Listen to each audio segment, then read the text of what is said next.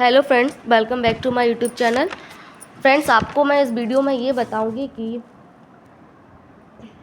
Pregnancy में blood sugar level कितना होना चाहिए और इसका कंट्रोल होना कितना ज़रूरी है, क्योंकि ये कंट्रोल नहीं है और आपके शरीर में इसकी वैल्यू ज़्यादा रहती है तो इसका नुकसान आपके और आपके कोख में पल रहे बच्चे के लिए बहुत सिद्धघातक होता है। तो आपको मैं बताऊंगी कि प्रेगनेंसी में शुगर लेवल कितना होना चाहिए। कई बार ऐसा होता है कि जिन किसी फीमेल को डायबिटीज़ की शिकायत नहीं रहती है, यानी कि ब्लड शुगर लेवल नॉर्मल रहते हैं, इसके साथ ऐसा हो सकता है कि प्रेगनेंसी के दौरान जब वह प्रेग्नेंट होती हैं तो ब्लड शुगर लेवल जो होते हैं बहुत ज़्यादा बढ़ जाते हैं। डिलीवरी होने के बाद ब्लड शुगर लेवल नॉर्मल हो जाता है, यानी कि उन्हें प्रेगनेंसी के दौरान शुगर हो जाती है। इसको गैस्ट्रेशनरी डायबिटीज़ कहते हैं।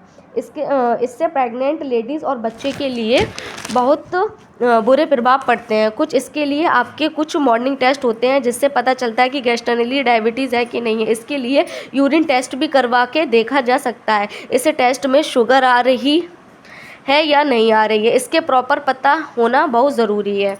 आपके ब्लड शुगर टेस्ट को मॉर्निंग टेस्ट कराना ज़रूरी होता है। आपके ज़्यादातर क्या होता है, फीमेल में गैस्ट्रेशनरी डायबिटीज़ डेवलप होती है, वो होती है 24 वीक्स में, 24 वीक से 28 वीक प्रेगनेंसी में, यानी कि प्रेग्नेंट के छठे महीने से लेकर 7वें महीने तक डेवलप होती है। इसके होने का टाइम होता है जनरली जो स्क्रीनिंग की जाती है गैस्ट्रेशनरी डायबिटीज़ के लिए, वो इन्हीं महीनों में की जाती है। हालांकि अगर आपका हाई रिस्क है गैस्ट्रेशनरी डायबिटीज़ होने का चांसेस ज़्यादा है। अगर आपकी फैमिली में किसी मेंबर को डायबिटीज़ है तो आपके जो चार्जेस हैं वो थोड़े बढ़ जाते हैं।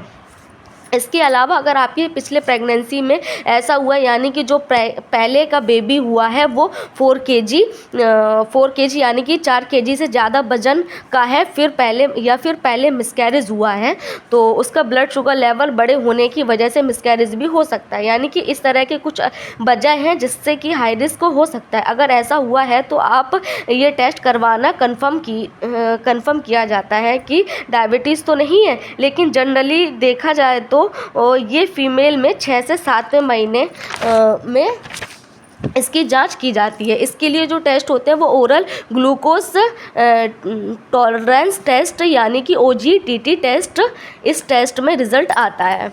इससे ये डिसाइड होता है कि आपके जो गैस्ट्रेशनरी डायबिटीज़ है कि नहीं है। तो इसके लिए पहले तो फास्टिंग ब्लड लेकर इससे टेस्ट किया जाता है। इसके बाद आपको ग्लूकोज सॉल्यूशन पिलाया जाता है। 1 घंटे के बाद फिर से आपका ब्लड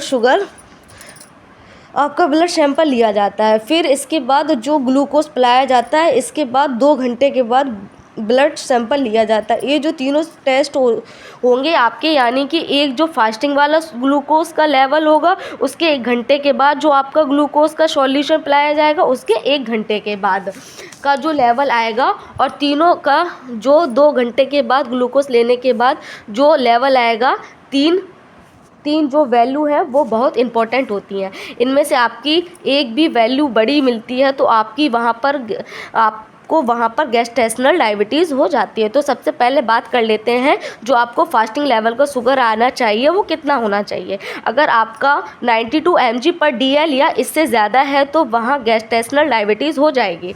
अब बात कर लेते हैं दूसरे सैंपल के रिज़ल्ट की, यानी कि यदि बात कर लेते हैं जब आपको ग्लूकोज सॉल्यूशन पिला के 1 घंटे के बाद सैंपल लेकर आपके ब्लड में जो शुगर लेवल चेक किया जाएगा वो शुगर लेवल 180 mg/dl है या उससे ज़्यादा है। अगर आपका उससे ज़्यादा है तो आपको गैस्ट्रेशनल डायबिटीज़ है। तीसरा जो वैल्यू आती है वो ग्लूकोज के 2 घंटे के बाद चेक किया जाता है। उसका वैल्यू होनी चाहिए 153